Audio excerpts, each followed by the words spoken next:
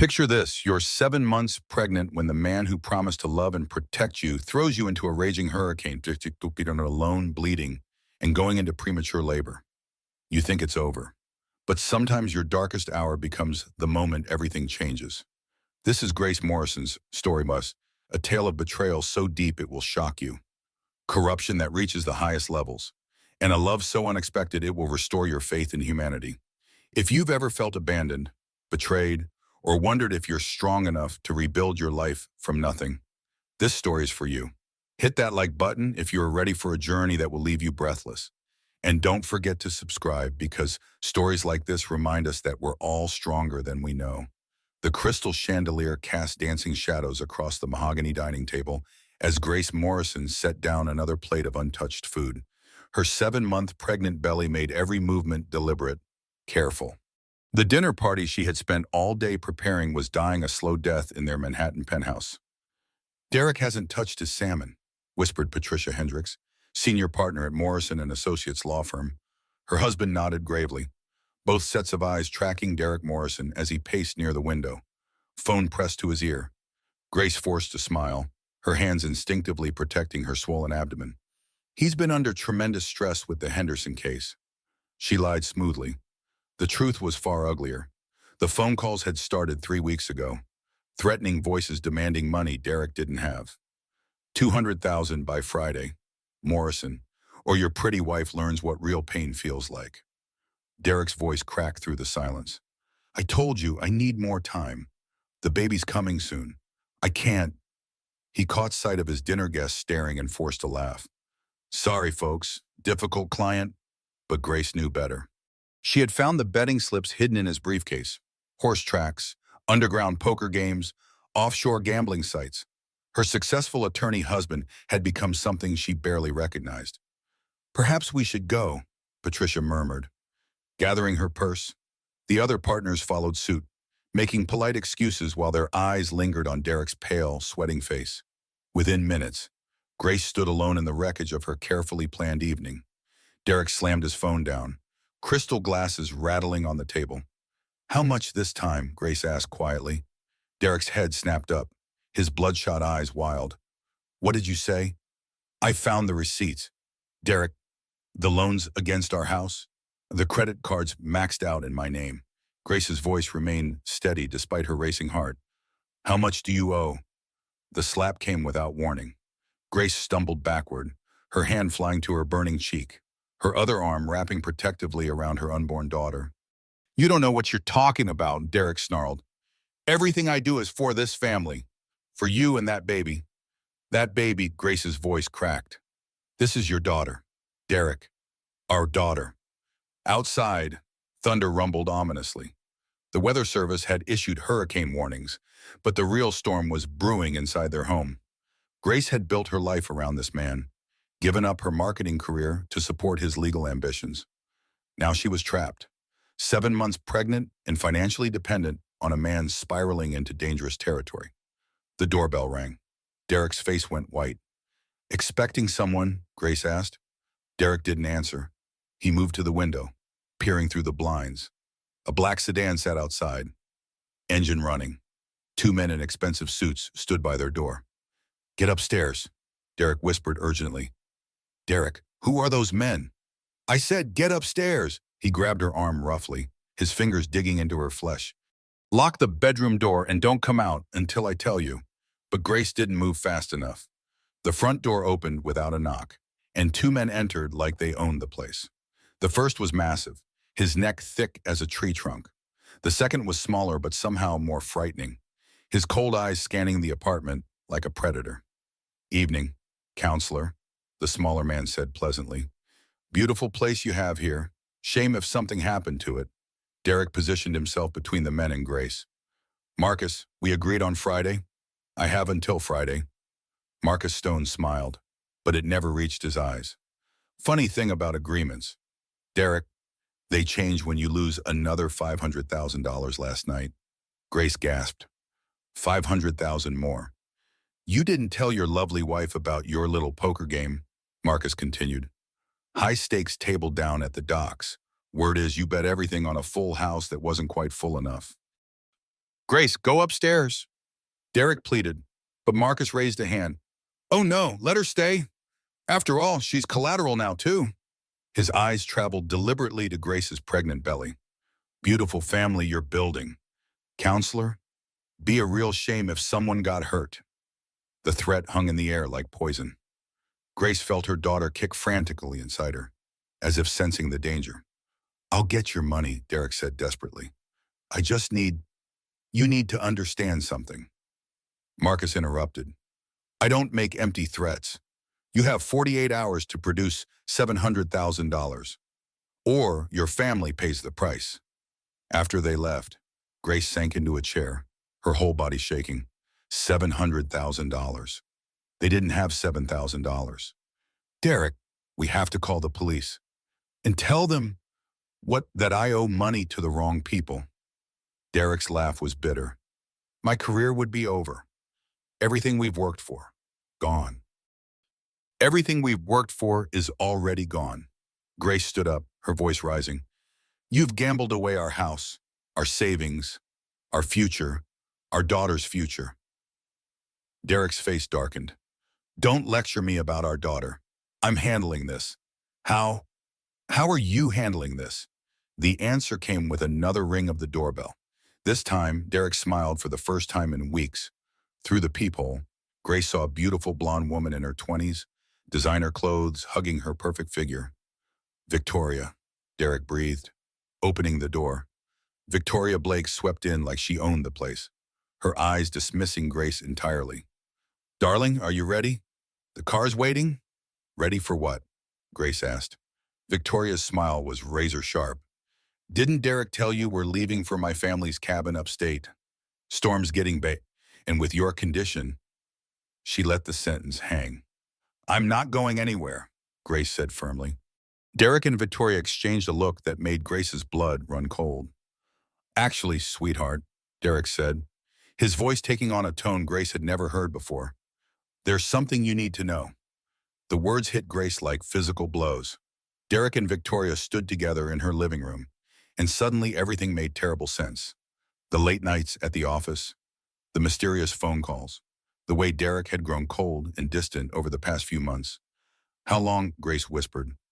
Victoria's manicured hand rested possessively on Derek's arm. 6 months. And darling, I'm pregnant too. She patted her flat stomach with mock sweetness. Derek's been planning our future together. Grace gripped the back of the sofa for support. The room seemed to tilt, reality shifting beneath her feet. You're lying. Tell her, Derek, Victoria purred. Tell her how you've been planning to leave her anyway. How you only stayed because she got pregnant first and complicated things. Though Derek couldn't meet Grace's eyes. Grace, I never meant for it to happen this way. This way, Moshiti. Grace's voice rose to near hysteria. What way did you mean for it to happen? Were you planning to wait until after I gave birth? Or were you going to abandon us both? Outside, the wind howled against the windows. The hurricane was intensifying, but it was nothing compared to the devastation unfolding inside. The truth is, Victoria continued, clearly enjoying Grace's pain, Derek's been liquidating assets to pay his debts. The house, the car, even your jewelry. We've been planning to start fresh. Grace's hand flew to her throat. Her grandmother's pearl necklace was gone. She hadn't noticed in weeks. You sold my grandmother's pearls. I sold everything I could get my hands on. Derek snapped, finally finding his voice. Do you think I wanted this? Do you think I wanted to owe money to people like Marcus Stone? Then why didn't you stop? Grace screamed. Why didn't you get help? Because I was trying to win it back. Derek's composure cracked completely. Every bet was going to be the one that fixed everything. I was going to win it enough to pay off the debts and give you the life you deserved. The life I deserved was honesty. Grace clutched her belly as another contraction rippled through her, not labor pains, but stress contractions. Her doctor had warned her about this. Victoria checked her expensive watch. Derek, we really need to go. The roads will be impassable soon. Go where? Grace demanded. My family has a cabin in the Adirondacks, Victoria explained with false patience. Completely off the grid. Perfect place to wait out more than just the storm, if you know what I mean. The pieces clicked into place with sickening clarity. They weren't just leaving town. They were disappearing. With Marcus Stone looking for Derek, they needed to vanish completely. "What about me?" Grace asked, though she already knew the answer. Derek finally looked at her, and the coldness in his eyes was worse than any slap. "You're not my problem anymore. Grace, you haven't been for months. I'm carrying your child. Are you, Victoria's smile was venomous. "Derek told me about your little friendship with James Whitfield from college. Convenient timing. Don't you think a baby that could belong to anyone?" Grace's world shattered completely. "How dare you? I have never." "It doesn't matter." Derek cut her off. "True or not, it gives me reasonable doubt in court, especially when your mental state comes into question." "My mental state?" Victoria pulled out her phone, scrolling through photos and videos. "We've been documenting your erratic behavior for weeks. The crying fits, the paranoid accusations about Derek's work, the way you've been neglecting your appearance and hygiene." Grace stared at the screen in horror. There she was, caught in moments of vulnerability, crying after finding another betting slip, confronting Derek about mysterious phone calls, looking disheveled and exhausted from carrying his child while he gambled away their future. "Every video is time-stamped and backed up," Victoria continued. "We have enough evidence to paint you as an unfit mother, unstable, dangerous to the baby. You planned this." Grace breathed. "Both of you. You've been planning to take my baby." Derek shrugged. "The baby deserves a stable home. Two parents who can provide financial security." "Two parents?" Grace's laugh was hollow. "You owe $700,000 to criminals. How is that stable?" "That's a temporary setback," Victoria said dismissively. "Derek's family has money, real money. Once we're married and this mess is cleaned up, we'll file for custody. The courts will see a successful attorney and his stable wife versus a broke, mentally unstable single mother." Another contraction gripped Grace, stronger this time. She doubled over, gasping. "Oh, don't be so dramatic." Victoria rolled her eyes, jaw gone. "You're not due for 2 months," but Grace knew her body. The stress was triggering early labor. She needed to get to a hospital. "Derek, please," she begged. "Whatever you think of me, this baby is innocent. Help me get to a hospital." Derek hesitated for a moment, and Grace saw a flicker of the man she had married. Then Victoria touched his arm, and his face hardened again. "You're fine," he said coldly. "You're always fine. Drama queen to the end." The power flickered as the storm intensified. Through the windows, Grace could see trees bending under the force of the wind. Rain lashed against the glass like bullets. "We really need to go," Victoria insisted.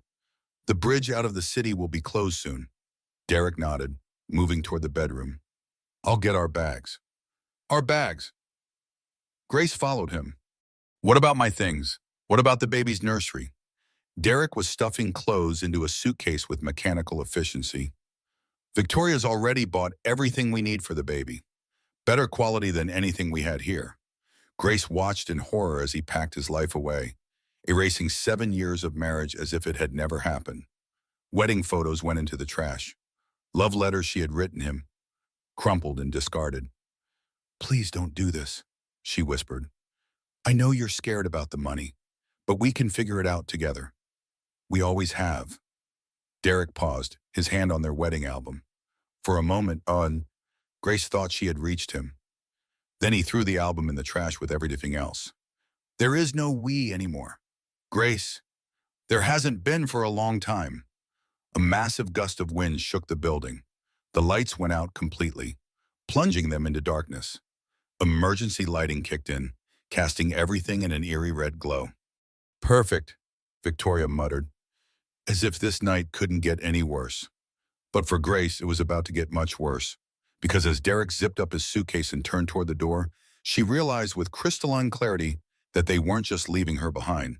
They were throwing her away. The emergency lighting cast demonic shadows across the apartment as Derek dragged his suitcase toward the door. Grace followed desperately, her swollen belly making each step an effort against gravity and growing desperation. "You can't just leave me here," she pleaded. "The building's evacuation zone. Everyone's supposed to be gone by midnight." Then you'd better start packing, Victoria said sweetly, checking her makeup in a compact mirror as if discussing weekend plans. With what money you said Derek liquidated everything, I don't even have access to our bank accounts anymore. The reality of her situation hit Grace like a physical blow. I have nothing. No money, no car, nowhere to go. Derek hefted another bag, avoiding her eyes. You're resourceful. You'll figure it out. I'm 7 months pregnant. Should have thought about that before you started questioning my every move. Derek snapped. Should have been supportive instead of paranoid. Grace grabbed his arm as another contraction rippled through her. Derek, I think the baby's coming. The stress, the contractions are getting stronger. He shook her off roughly. You said that 3 times last month. False alarms. Remember more drama. But Victoria was studying Grace with calculating eyes.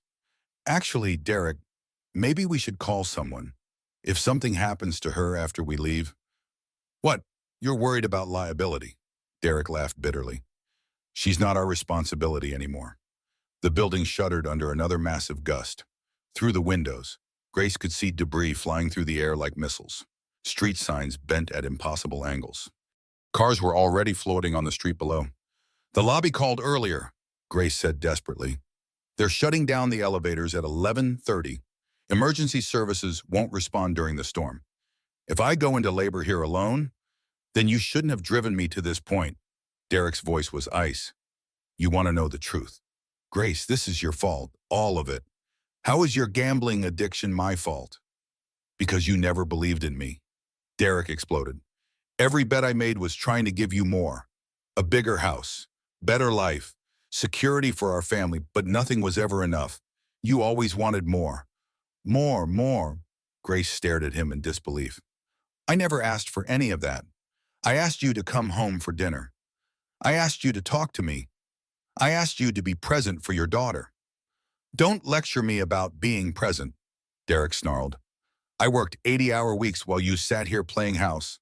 I gave up my career for you. Nobody asked you to. The words hung between them like a physical barrier.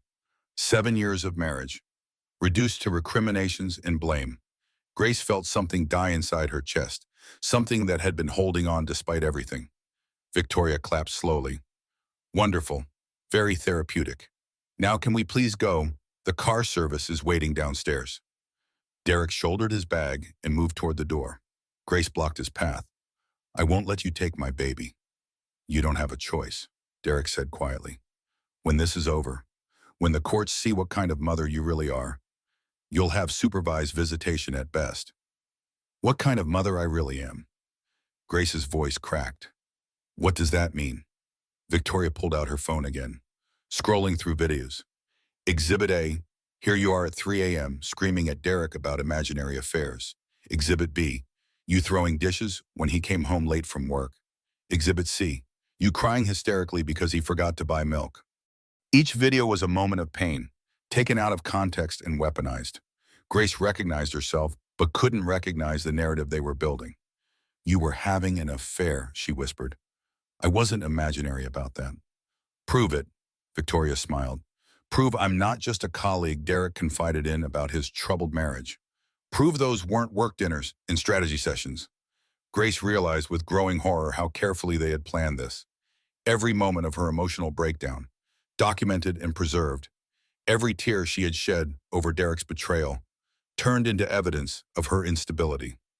The courts will believe us, Derek said matter-of-factly. A successful attorney and his new wife versus a woman with no income, no support system, and documented mental health issues. I don't have mental health issues. You will after tonight, Victoria said softly. The threat was subtle but unmistakable. Grace backed away from them, her hand protectively covering her belly. What does that mean? Derek moved to the window, looking down at the flooded street. Storm's getting worse. Dangerous for someone in your condition to be wandering around. I'm not wandering around. I'm in my home. Are you? Derek turned back to her, and his expression was almost pitying. Check the lease, Grace. Check whose name the apartment is in. With dawning horror, Grace realized she had never actually read their lease renewal. Derek had handled all the paperwork, all the finances. She had trusted him completely. It's in my name only, Derek confirmed. Has been for 2 years. Legally, you're a guest here, and I'm asking you to leave. You can't evict me in the middle of a hurricane. I'm not evicting you, Wasapti. I'm ending our relationship and asking you to find somewhere else to stay. Temporarily, of course, until we can work out a more permanent arrangement. Grace felt the walls closing in. No money, no legal right to stay, no family nearby. Her sister Helen lived in Boston, but they hadn't spoken in years after a bitter fight about Derek. Her parents were dead. Her friends had gradually disappeared as Derek had demanded more and more of her time and attention. She was truly, completely alone. Where am I supposed to go? There's a women's shelter on 42nd Street, Victoria offered helpfully. I'm sure they'll take you in. A homeless shelter. Grace's voice was barely a whisper. Just until you get back on your feet. Derek said, after the baby comes, we can discuss visitation arrangements. Another massive contraction seized Grace, doubling her over. This time, there was no mistaking it. Her water broke in a warm rush, soaking through her dress and pooling on the hardwood floor. Oh God, she gasped. The baby. She's coming. Derek and Victoria stared at the fluid spreading across the floor. For a moment, nobody moved. We need to call an ambulance, Grace panted. Now, Victoria was already on her phone. Emergency services are suspended due to the storm. No ambulances, no fire department, no police until morning. Then take me to the hospital yourself. Derek shook his head. Roads are flooded. We'd never make it in time. Then help me. You can't just leave me to give birth alone. But Derek was already moving toward the door. Victoria closed behind him. You're strong, Grace. You always said you could handle anything. Derek, please. Grace's voice broke completely. I'm begging you, don't leave me like this. He paused at the door, his hand on the knob. For one heartbreaking moment, Grace thought the man she had married might resurface. Then he spoke without turning around. Goodbye, Grace. I hope you find whatever it is you're looking for. The door slammed shut. Grace heard the deadbolt turn, the chain lock slide into place. They had locked her out of her own life. She was alone, in labor, in the middle of the worst storm in decades, and the night was just beginning. Grace pressed her ear against the door, listening to Derek and Victoria's footsteps fade down the hallway. The building felt hollow, abandoned, like a tomb sealed against the storm. Emergency lighting flickered ominously, casting everything in hellish red shadows. Another contraction gripped her, stronger than before. Grace slid down the door, her back against the cold metal, breathing through the pain. 7 months. The baby wasn't supposed to come for 2 more months.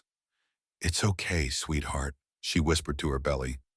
Mommy's going to figure this out. But panic clawed at her throat. She fumbled for her phone, hands shaking as she dialed 911. The call went straight to a recorded message. Due to emergency weather conditions, emergency services are temporarily suspended. If this is a life-threatening emergency, seek shelter and call back when conditions improve. Oh, Grace tried Derek's number. Straight to voicemail. Victoria's number was blocked. She scrolled through her contacts desperately, but the list was pathetically short. Derek had systematically isolated her from friends and family, demanding all of her time and attention until her world had shrunk to just him. Helen, her sister Helen in Boston, they hadn't spoken in 3 years.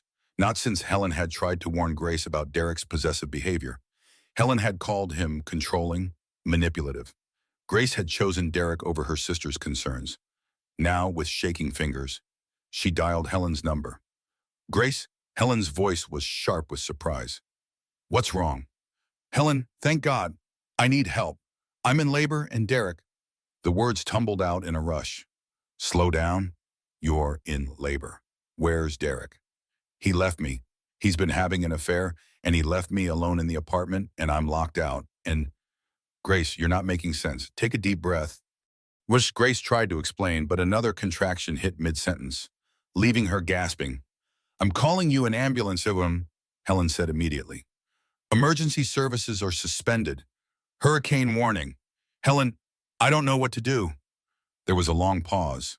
Grace could hear Helen's children arguing in the background. the normalcy of family life that felt like a lifetime away. I can't drive down in this weather, Helen said finally.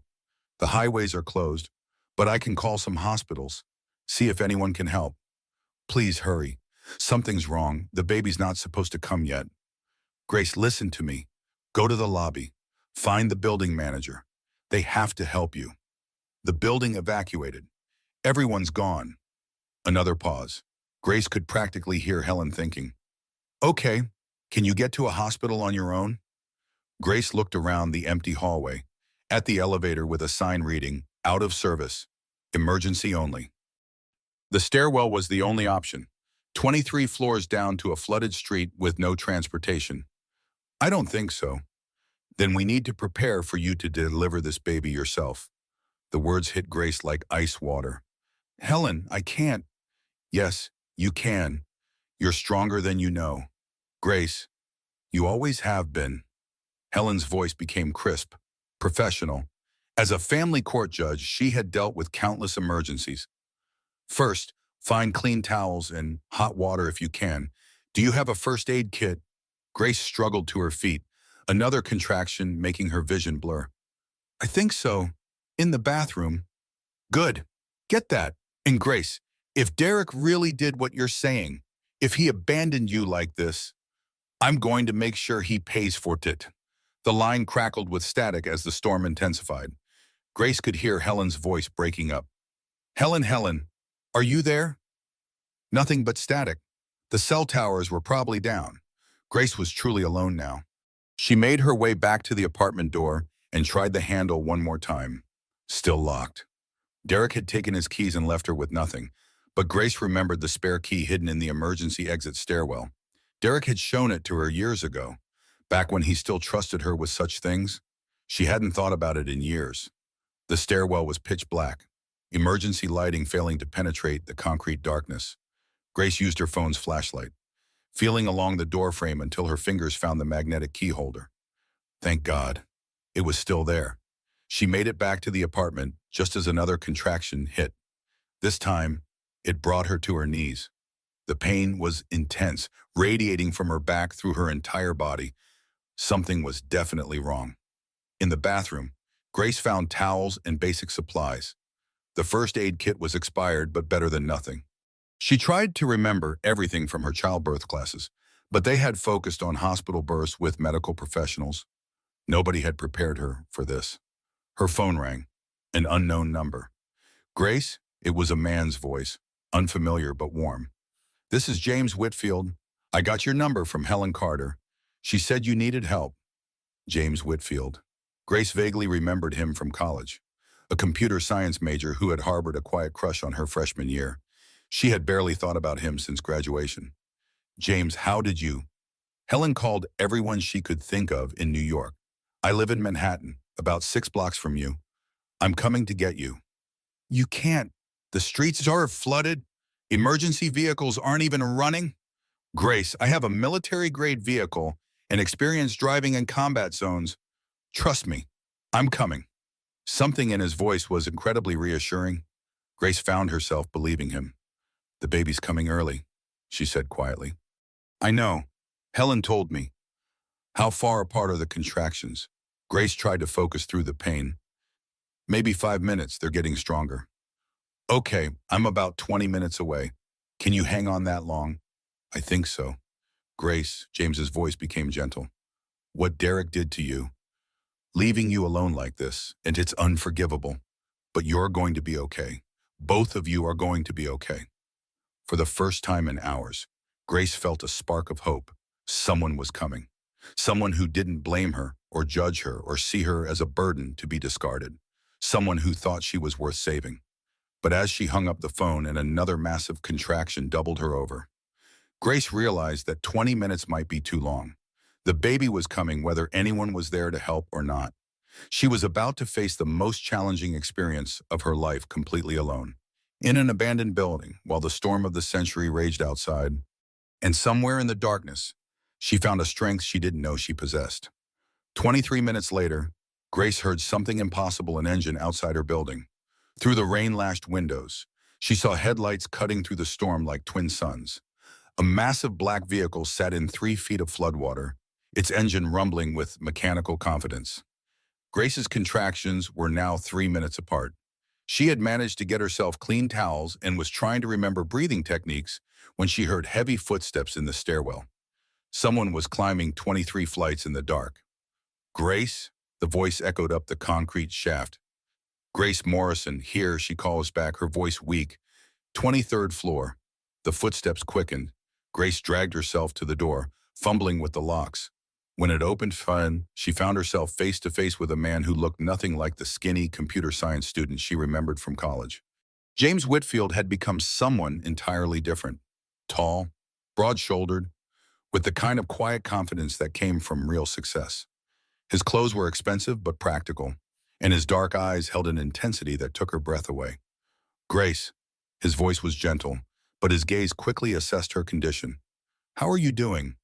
I've been better, she managed, then doubled over as another contraction hit.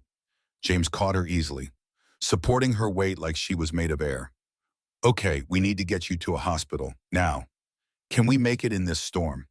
My vehicle can handle it, but first, tell me honestly, how far along is your labor? Grace checked her watch through the haze of pain. Contractions every 3 minutes for the past hour. My water broke around 10. James's jaw tightened. That's cut in, it's close.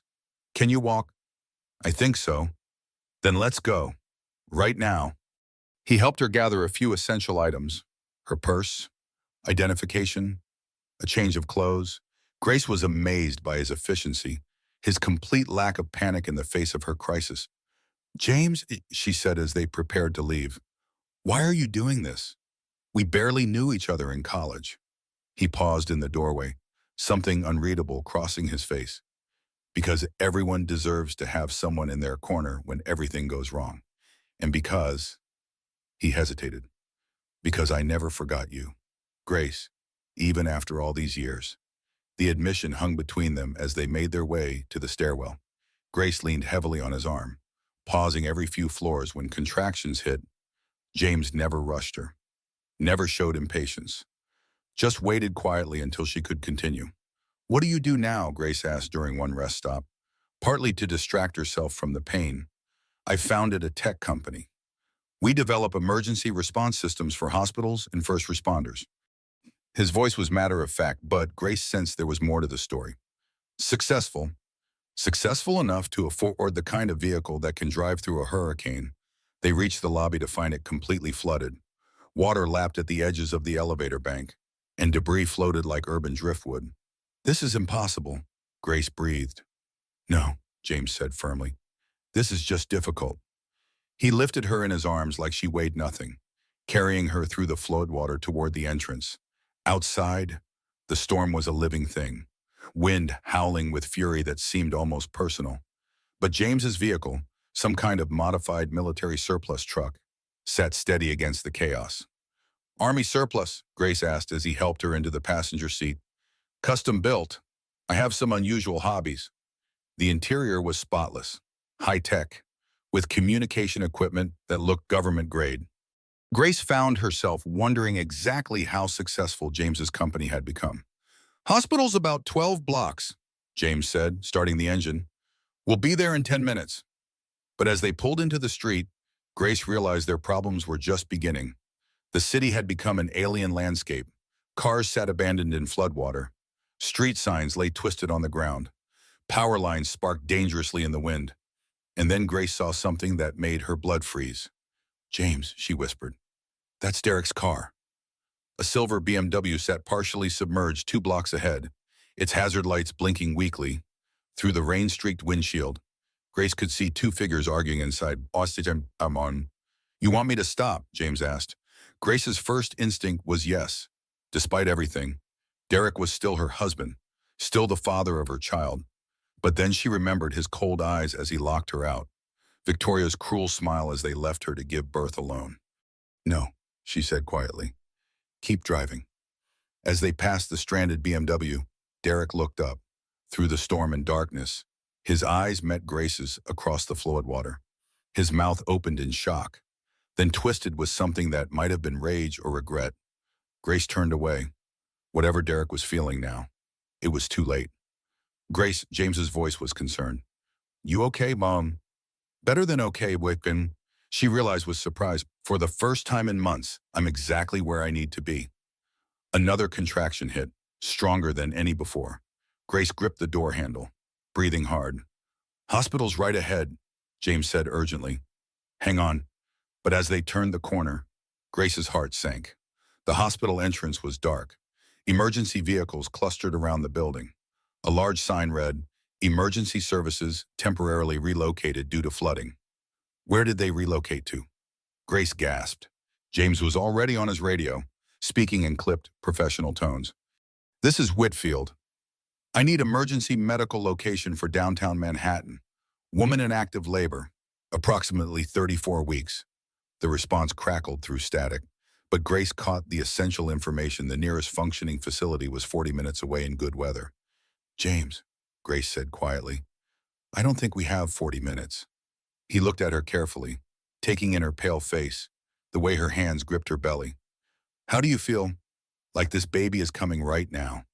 James made a decision that would change everything. Instead of turning toward the distant hospital, he pulled into a nearby parking garage, finding a sheltered spot away from the wind and rain. What are you doing? Grace, I have some medical training, military background. If this baby is coming now, we can handle this. You're talking about delivering my baby in a parking garage.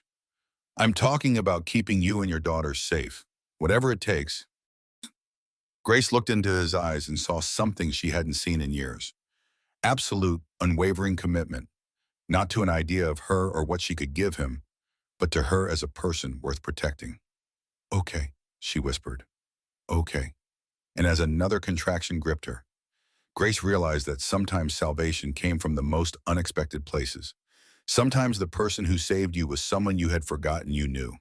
Sometimes, when your husband threw you away, the universe sent you exactly who you needed.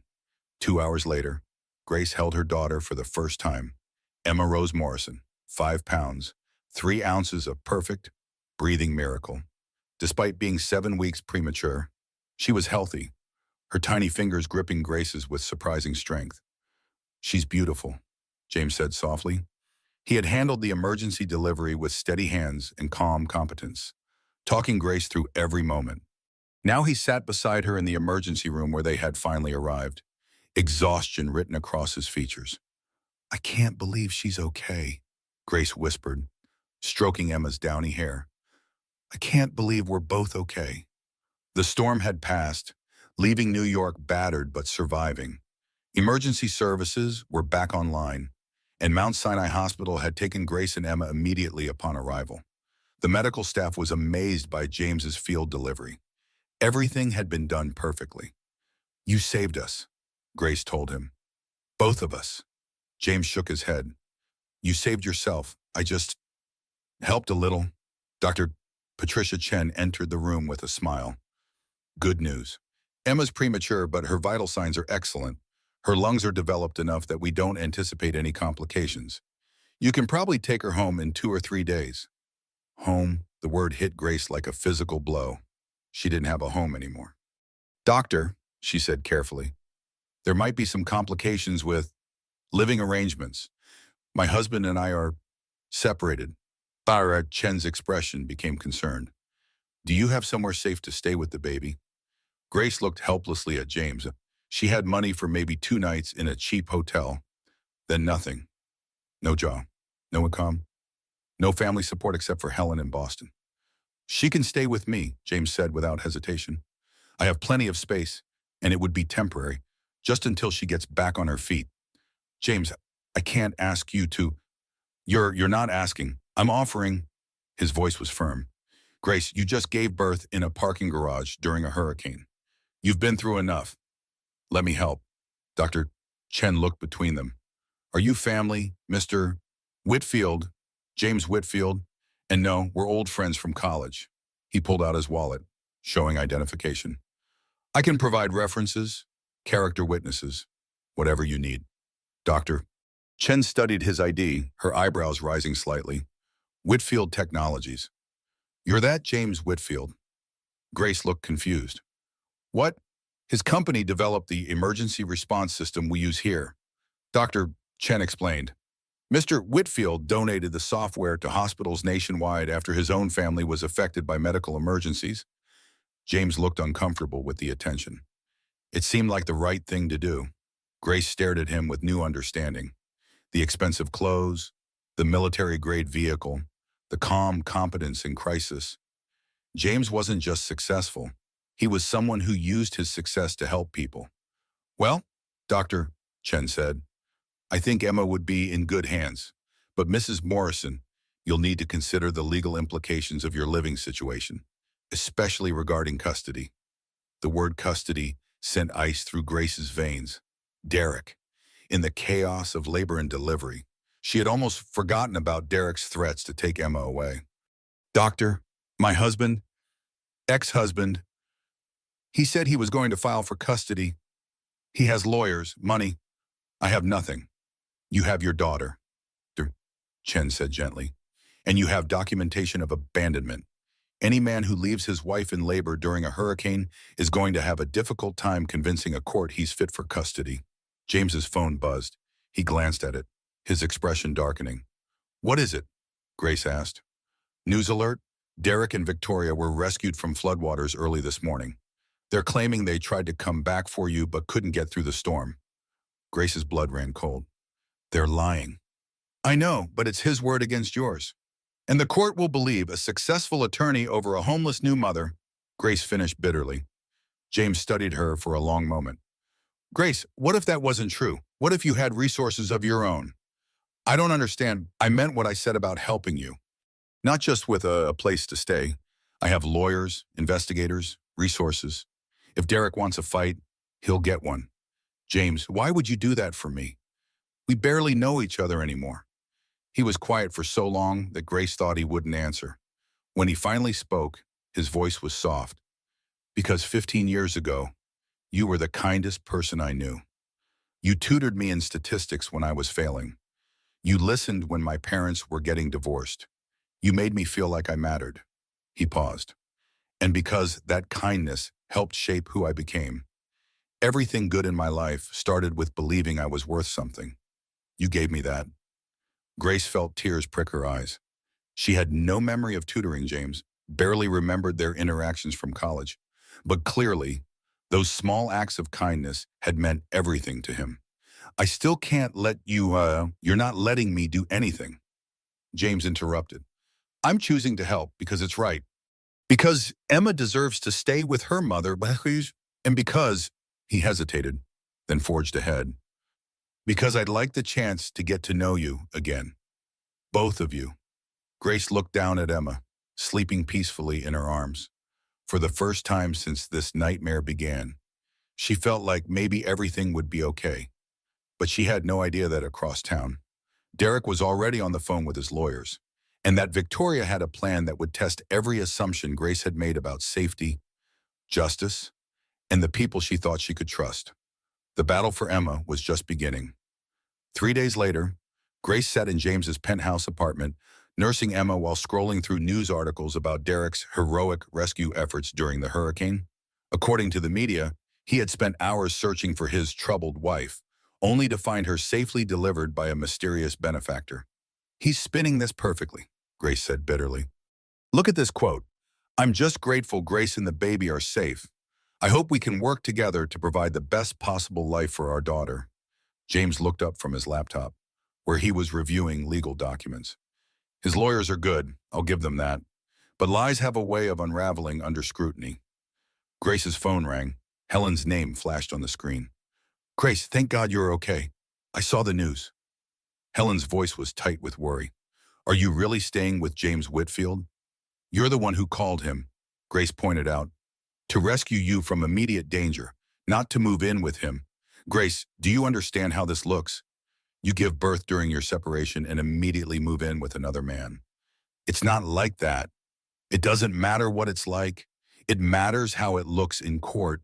Helen's voice was sharp, professional. Derek's lawyers are already painting you as unstable and promiscuous. Living with James is playing right into their hands. Grace felt the walls closing in again. So what am I supposed to do? Live in a shelter with a newborn? Come to Boston. Stay with me until we figure this out. Helen, we haven't spoken in 3 years. You barely tolerated Derek when we were together. Because I saw what he was doing to you. And I was right, wasn't I? The accusation hung between them. Grace remembered their last conversation, Helen warning her that Derek was isolating her, controlling her finances, undermining her confidence. Grace had chosen Derek's version of reality to stay over her sister's concerns. You were right, Grace admitted quietly. But Helen, I can't uproot Emma right now. She's premature. She needs stability. What she needs is a mother who thinks strategically. Grace, Derek has money, lawyers, and a reputation to protect. You have nothing but sympathy. That won't be enough. After Helen hung up, Grace sat in the silence of James's beautiful apartment, Emma sleeping in her arms. Everything around her spoke of wealth and success, original artwork, custom furniture, floor-to-ceiling windows overlooking Central Park. It was exactly the kind of life Derek had always promised her. Bad news, James asked, setting down his laptop. My sister thinks I'm making a mistake staying here. She thinks it looks improper. James nodded slowly. She's probably right. From a legal standpoint, this situation is complicated. Grace's heart sank. You want me to leave? No, James said quickly. I want you to understand your options. My lawyers have been researching Derek's background, and what we found is interesting. He opened a thick folder on the coffee table. Derek's gambling debts are much worse than he let on. He owes money to some very dangerous people, and he's been using fraudulent means to stay afloat. Grace looked at bank statements, loan documents, and photographs. What am I looking at? Evidence of embezzlement from his law firm, identity theft using your social security number. And this? He handed her a surveillance photo showing Derek and Victoria at what appeared to be a private casino. This was taken 6 weeks ago. Notice anything? Grace studied the image. Victoria was clearly pregnant, her belly prominent under a form-fitting dress. She really is pregnant. Was pregnant, James corrected. Medical records show she miscarried 3 weeks ago, but she's been using a prosthetic belly to maintain the fiction. Why would she? Grace stopped, understanding flooding through her. The money. Derek's family money. Exactly. Derek's trust fund includes provisions for grandchildren. A baby would unlock millions in inheritance. Grace felt sick. So they were planning to take Emma and claim she was Victoria's child. It gets worse. James pulled out more documents. Victoria Blake isn't who she claims to be. Her real name is Victoria Chen. She's been running long-term con games for years, targeting wealthy men in crisis. The pieces clicked into place with horrible clarity. Derek's gambling addiction hadn't been an accident or a weakness. It had been cultivated, encouraged by someone who stood to profit from his desperation. She set him up, Grace breathed. From the beginning, the poker games, the loans, even some of his legal troubles, Victoria orchestrated all of it to make Derek desperate enough to abandon his family for the promise of escape. Grace looked down at Emma, sleeping peacefully in her arms. They were going to steal her. They still might try. Grace, there's something else you need to know. James hesitated. Derek filed for emergency custody this morning. The hearing is set for tomorrow. Tomorrow? How is that possible? He's claiming you're a flight risk. That you've kidnapped Emma and are living with a man who might take you out of state or country. James's jaw tightened. He's also claiming that Emma might not be his biological child. Grace gasped. That's impossible. There's never been anyone else. I know, but he's demanding a paternity test, and until one can be completed, he wants Emma placed in temporary custody with him and Victoria. They can't do that. They can if the judge believes Derek's version of events. Grace, tomorrow's hearing will determine whether you keep Emma or lose her, possibly forever. Grace felt the room spinning around her. She had thought the worst was over, that James's help had given her safety and stability. Instead, she had walked directly into Derek's trap. This was planned, she realized. All of it. They wanted me to be here, living with you, looking exactly like the unstable, promiscuous woman Derek claims I am. James nodded grimly. Victoria's very good at what she does. She creates situations where her marks have no good choices. Only bad ones and worse ones. So what do I do? We fight, with everything we have. Because Grace, there's one thing Victoria didn't count on. What? James smiled. But it was the smile of a predator. She doesn't know who she's really dealing with. Victoria Chen has made the mistake of thinking I'm just another rich man who can be manipulated. She's about to learn otherwise. Grace felt a spark of hope. What do you mean? I mean that tomorrow, Derek and Victoria are going to discover that some people don't go down without a fight. And sometimes, the person you least expect turns out to be the most dangerous enemy you could imagine. But as Grace looked out at the city lights twinkling below, she couldn't shake the feeling that Victoria had planned for this too. That somehow, even James's counterattack was part of a larger game they couldn't see. The real battle was just beginning, and Emma's future hung in the balance. The family courthouse buzzed with tension as Grace entered with James and their legal team. She wore a conservative navy dress borrowed from James's assistant, her hair pulled back in a neat bun. Every detail had been calculated to project stability and respectability. Across the courtroom, Derek sat with Victoria and two expensive attorneys. Victoria wore a black maternity dress with convincing padding, playing the role of grieving almost mother to perfection. Derek's suit was immaculate, his expression appropriately concerned, but Grace noticed something that made her blood run cold. The judge's nameplate read, Honorable Helen Carter. Her sister Helen was presiding over her own custody case. James, Grace whispered urgently. That's my sister. James followed her gaze, his expression darkening. You didn't know. Family court was her assignment, but I had no idea, Boyd. Grace felt the trap closing around her. She has to recuse herself, right? Not necessarily. Judges can preside over cases involving family members if both parties agree and no conflicts of interest exist. Derek's lawyer stood up. Your Honor, we have no objection to you presiding over this case. In fact, we believe your personal knowledge of the family dynamics will be valuable. Grace stared at Helen in shock. Her sister's face was impassive, professional, giving nothing away. But Grace remembered Helen's words from their phone call. Come to Boston. Stay with me until we figure this out. Had Helen been trying to help? Or had she been maneuvering Grace into a position where she could control the outcome? Mrs. Morrison, Helen said formally, do you have any objection to my presiding over this matter? Grace looked at James, who shrugged slightly. They were trapped. Objecting would look suspicious and delay the hearing, possibly for weeks. Derek could claim it proved Grace was uncooperative and hiding something. No objection, Your Honor. Derek's attorney, a sharp-eyed woman named Patricia Wells, opened the proceedings with surgical precision. Your Honor, this case is about the welfare of baby Emma Morrison, born prematurely under traumatic circumstances to parents whose marriage has deteriorated due to Mrs. Morrison's mental instability and infidelity. Grace flinched at the word infidelity, but forced herself to remain calm. The evidence will show, Wells continued, that Mrs. Morrison abandoned the marital home during a family crisis, failed to inform her husband of her whereabouts during a medical emergency, and has since been living in an inappropriate relationship with another man. Wells gestured toward James. Mr. Whitfield may seem like a sympathetic figure, but the facts reveal a pattern of predatory behavior. He inserted himself into this family's crisis and has been systematically alienating Mrs. Morrison from her support system while positioning himself as her savior. Grace felt the narrative being twisted beyond recognition. Every act of kindness James had shown was being reframed as manipulation. Furthermore, Wells continued, Mr. Morrison has legitimate concerns about the paternity of baby Emma. Mrs. Morrison's relationship with Mr. Whitfield predates her marriage troubles, and the timing of the birth raises serious questions. Objection, James's lawyer interjected. There's no evidence supporting claims of infidelity. Sustained, Helen ruled. The jury will disregard speculation about paternity pending DNA test results. But Grace could see the damage was already done. The suggestion hung in the air like poison. Derek took the stand first, his performance flawless. He spoke of his love for Grace, his concern for her emotional stability, his desperate search for her during the hurricane.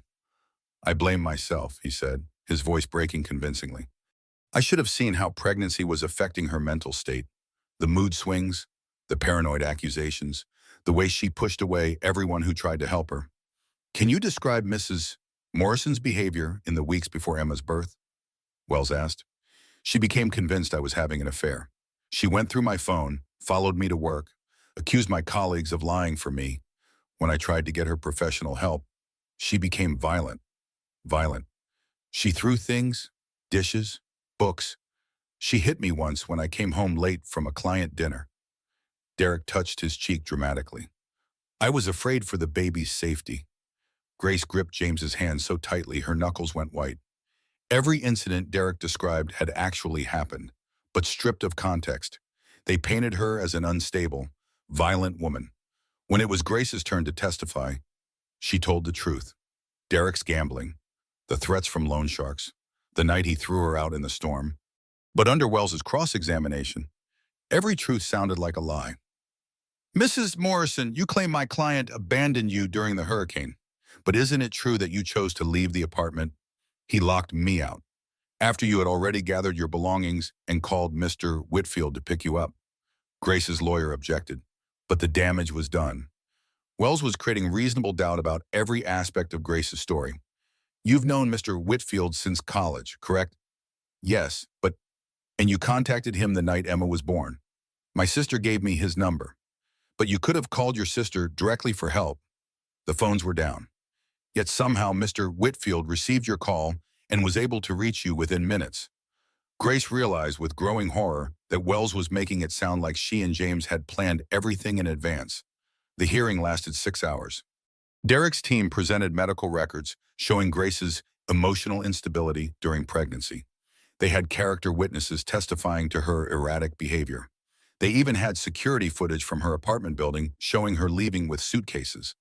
Every piece of evidence was taken out of context, but together they painted a devastating picture. When Helen finally called for closing arguments, Grace felt defeated.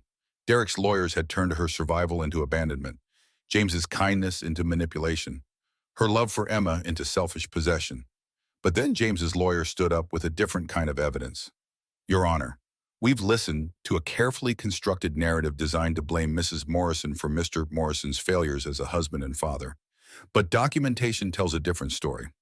He presented bank records showing Derek's embezzlement, phone records proving his contact with loan sharks, medical records confirming Victoria's miscarriage weeks before Emma's birth.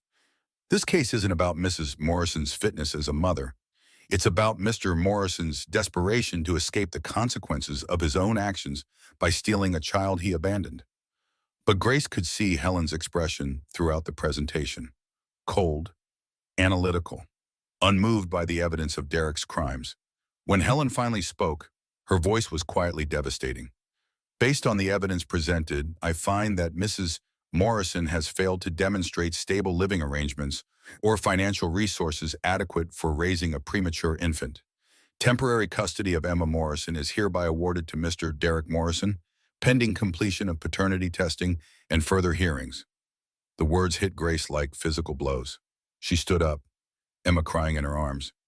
You can't take her. She's my daughter. Mrs. Morrison, Helen said coldly. You'll have supervised visitation twice weekly until this matter is resolved. Helen, please. The court's decision is final. As social workers approached to take Emma, Grace realized with crystal clarity that her own sister had just destroyed her life. Helen hadn't recused herself because she wanted to help Grace. She had wanted to control the outcome, and for reasons Grace couldn't fathom, Helen had chosen Derek's side. Emma's cries echoed through the courtroom as she was carried away, and Grace understood that sometimes the people you trust most are the ones capable of the deepest betrayal. Grace sat in James's apartment, staring at the empty nursery they had prepared for Emma. It had been 72 hours since the hearing. 72 hours since her sister had ripped her daughter away and handed her to Derek and Victoria. I should have seen it coming, Grace said hollowly. Helen always resented that I chose Derek over her warnings. This was her revenge. James paced by the windows, his phone constantly buzzing with the updates from his investigators. There was something more going on, Grace, Helen's decision doesn't make legal sense, even if she was angry with you. What do you mean? I mean, judges don't usually award custody to men who are under investigation for embezzlement, unless, James stopped pacing, unless they've been compromised somehow. Grace looked up sharply. You think someone got to Helen? I think Victoria's web is bigger than we realized. James answered his phone, listening intently. Thank you. Send me everything? He hung up, his expression grim but determined. My investigators found something interesting. 3 weeks ago, Helen received a very generous offer to join a private arbitration firm. Guess who's the silent partner backing that firm? I don't know. Derek's family trust. The same trust that would unlock millions if Derek can prove he's providing a stable home for his daughter. Grace felt the pieces clicking together. They bought her. Not directly, but they created a situation where Helen's financial future depends on staying in their good graces. The job offer disappears if she makes enemies of the wrong people. So what do? James's smile was sharp, predatory. We forced them to overplay their hand. An hour later, Grace stood outside Derek and Victoria's temporary residence, a luxury hotel suite paid for by Derek's family while their home was being prepared for the baby. Grace had demanded her supervised visitation, and legally they couldn't refuse. The social worker, Mrs. Patterson, was a tired-looking woman who clearly viewed this as just another custody dispute. She sat in the corner, taking notes while Grace held Emma for the first time in 3 days. She's gained weight, Grace observed, relief flooding through her. She looks healthy. Of course she does, Victoria said sweetly. We're providing excellent care. Derek sat across the room, still playing the role of concerned father. Grace, we need to talk about long-term arrangements. This situation isn't good for anyone. What kind of arrangements? Voluntary termination of your parental rights. In exchange, we'd set up a trust fund for your future. You could start over.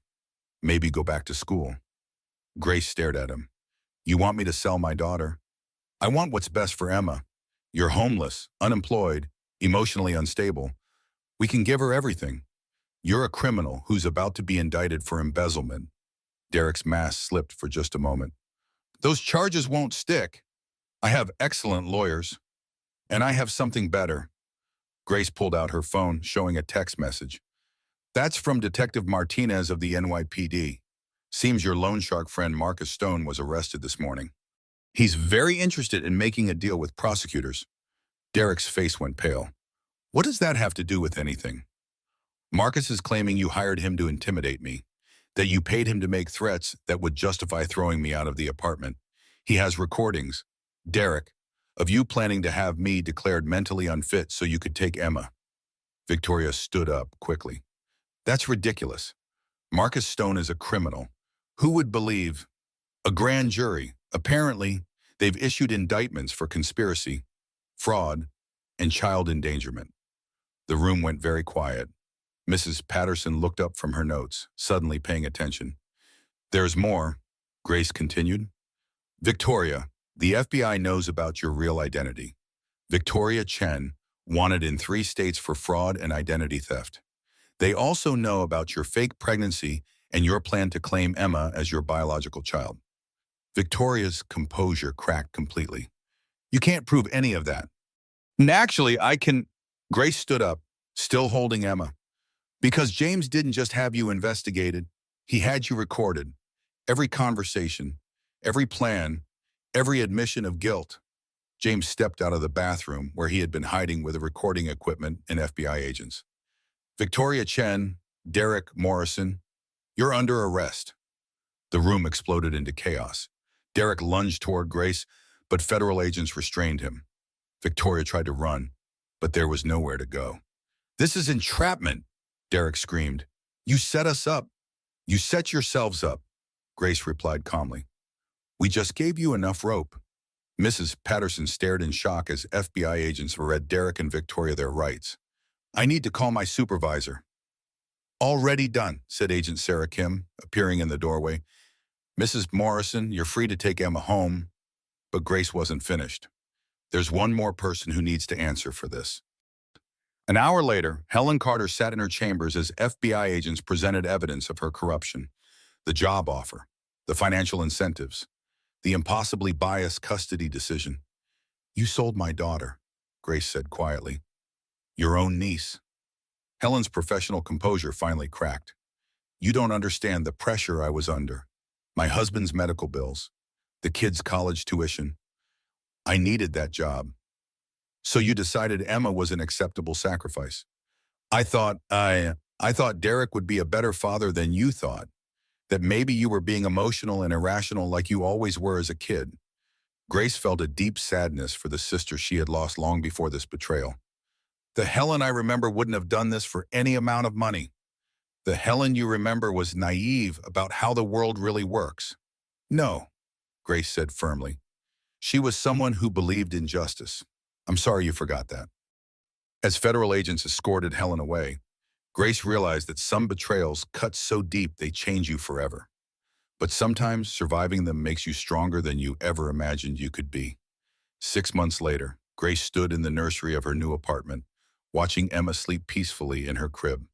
The space was smaller than James's penthouse, but it was theirs, paid for with Grace's new job as Director of Emergency Family Services for Whitfield Technologies. She's getting so big, James said softly from the doorway. Grace smiled. Growing like a weed, the pediatrician says she's completely caught up developmentally. You'd never know she was premature. James entered the room, his movements careful and quiet around the sleeping baby. Over the past months, he had become a natural with Emma, but he always respected Grace's boundaries as her mother. Any word on the trial date, Grace asked. Derek and Victoria both took plea deals. Derek gets 5 to 7 years for embezzlement and conspiracy. Victoria gets 10 to 15 for fraud and identity theft. James's voice was satisfied. They'll both be out of your life for a long time. And Helen, James's expression softened. Suspended from the bench, but no jail time. She's agreed to testify against Derek's family trust about the corruption scheme. Grace nodded. She felt no satisfaction in her sister's downfall. Only sadness for what they had lost. Helen had tried to reach out several times, but Grace wasn't ready to forgive. Maybe someday, but not yet. There's something else, James said carefully. My lawyers finalized the paperwork. Derek's parental rights have been officially terminated. Emma is legally yours alone. Grace felt a weight lift from her shoulders that she hadn't even realized she was carrying. It's really over. It's really over. They stood together in comfortable silence, watching Emma dream whatever dreams 6-month-old babies have. Grace had learned so much about herself over the past year, her strength, her resilience, her capacity to survive and rebuild. Grace, James said quietly, I need to tell you something. She looked at him, noting the nervous edge in his voice. That night I came to get you during the hurricane. It wasn't just because Helen called me. What do you mean? James ran a hand through his hair. A gesture she had learned meant he was struggling with something personal. I've been keeping track of you since college. Not in a creepy way, he added quickly. But I never forgot you, and I checked on you sometimes. Social media, mutual friends, just to know you were okay. Grace felt her heart speed up. James, when you married Derek, I was happy for you. But over the years, I started hearing things. Friends who were worried about you. People who said you seemed different, isolated. I wanted to reach out, but you were married and I had no right. You were watching over me from a distance, and when Helen called that night, I was already on my way to check on you. I had this feeling that something was wrong, that you might need help. Grace stared at him, processing this revelation. You came to save me before you even knew I needed saving. I came because I care about you. I've always cared about you. The words hung between them, loaded with possibility and fear. Grace had learned to be wary of men who claimed to want to protect her. But James had proven himself through actions, not words. He had given her space to heal, supported her independence, never tried to control or possess her. Grace, he continued, his voice barely above a whisper, I know you've been through hell. I know you need time to figure out who you are outside of Derek's manipulation. But when you're ready, if you're ever ready, I'd like to try being more than friends. Grace looked down at Emma, then back at James, this man who had saved her life, given her a dog, helped her fight for her daughter, and never asked for anything in return. I'm not the same person I was in college, she said carefully. Neither am I. We're both stronger now, more honest about what we want. And what do you want? James's smile was gentle, patient.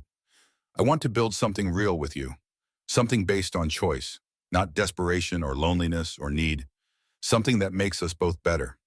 Grace felt something unfurl in her chest, something that had been frozen for too long. I'd like that too, but slowly. As slow as you need, Emma stirred in her crib, making the soft cooing sounds that meant she was waking up. Grace lifted her daughter, holding her close. What do you think, baby girl? Should we give the nice man a chance? Emma gurgled happily, reaching tiny fingers toward James. He let her grasp his finger, his face soft with wonder. She likes you, Grace observed. I love her, James said simply. And I love her mother. The words were quiet, honest, without pressure or expectation. Grace had learned the difference between love that demanded and love that offered, between protection that controlled and protection that empowered. I love you too, she whispered. As James leaned down to kiss her gently, Emma between them, Grace realized that sometimes the most beautiful new beginnings grew from the ashes of the worst endings. Sometimes the person who saved you turned out to be someone worth saving yourself for. Outside, New York hummed with 8 million stories of heartbreak and healing, loss and discovery. But inside the small nursery, 3 people who had found each other against impossible odds were writing a new story together. A story about the courage to leave what hurts you, the strength to fight for what matters, and the wisdom to recognize love when it comes wrapped in kindness instead of control. Grace Morrison had been thrown into a storm by the man who promised to protect her, but she had emerged with something far more valuable than the security she had lost. She had found herself, and in finding herself, she had found a love worth keeping, a daughter worth everything, and a future bright with possibility. The storm was over. The real life was just beginning.